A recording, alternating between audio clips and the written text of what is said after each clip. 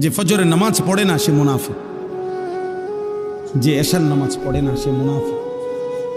তো সুপারিশ মিলবে কার থেকে বাবা? হ্যাঁ, যিনি সুপারিশ করবেন উনি তো তোমাকে বললেন মুনাফিক। তো তোমার সুপারিশ করবে তোমার কোন আব্বায়, তোমার কোন বাপে সুপারিশ করবে? হ্যাঁ, সুপারিশ কি? নবীর সুপারিশ মানে এটার কোনো নিয়ম কানুন নাই। নবী সাল্লাল্লাহু আলাইহি সাল্লাম দুনিয়াতে নাফরমান মৃত্যু পর্যন্ত বিড়ি খাইতে থাকবে, আর মরলেই হাসরের ময়দানে নবী সুপারিশ করে জান্নাত। এই তো না? সুদ খাইতে খাইতে কবরে যাবে, নবীজি হাসরের ময়দানে জান্নাত দিয়ে দিবেন সুপারিশ করে। এই তো সুপারিশ নাকি? কথা বলেন না কেন? এই সুপারিশ। তুমি যুবক নারী দেখতে দেখতে, উলঙ্গ ছবি দেখতে দেখতে, আরে নাফরমান বেনামাজি এই সেজদাবিহীন কপাল নিয়ে তুমি কবরে যাইবা, আর নবী তোমারে সুপারিশ করে জান্নাত দিয়ে দিবে। এইটা নি সুপারিশের অর্থ? কে বলছে এই কথা?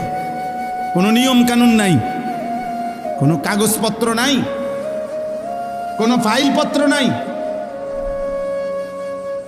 আহা আহ,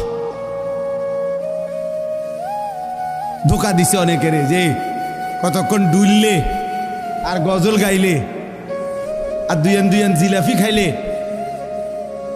আর মুখে শুধু কইবা বিড়ি খাও আর সিগারেট খাও, সুদ খাও আর ঘুষ খাও, বেড়ি তোমার পর্দা করুক বা না করুক, হালাল হারাম মানো আর না মানো, শুধু কইবা নবীরে ভালোবাসি। এটা মুখে কইলে সারব, এটা মুখে কইবা শুধু, এটা মুখে শুধু বলবা, গুনাহ ছাড়তে হবে না, বন্দেগী করতে হবে না, এমনি এমনি সুপারিশ হয়ে যাবে। সুপারিশের মানে এই হাউজে কাউসারের পানি আপনি সাফ কলের পানি আপনি সিপ দিবেন আর পানি পড়ে যাব। এটার জন্য কোনো কাগজপত্র দেখাইতে হবে না, এটার জন্য কোনো আমলনামা দেখাইতে হবে না। তাহলে এই জন্য একটা ছেলেকে বললাম, একজন বাবাকে বললাম, যারা ফজরের নামাজ, আমার শায়েখ, আমার হুজুর, আমার উস্তাদ, আমার মুরব্বী বলছেন, আমি এই জন্য ওই কথার তাকিদ করলাম।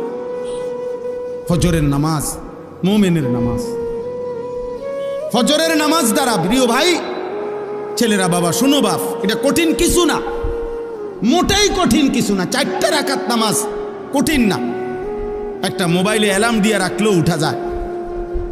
আবার ঘুমাও ফজরের পরে লাগলে, তোমার ঘুম বাকি থাকলে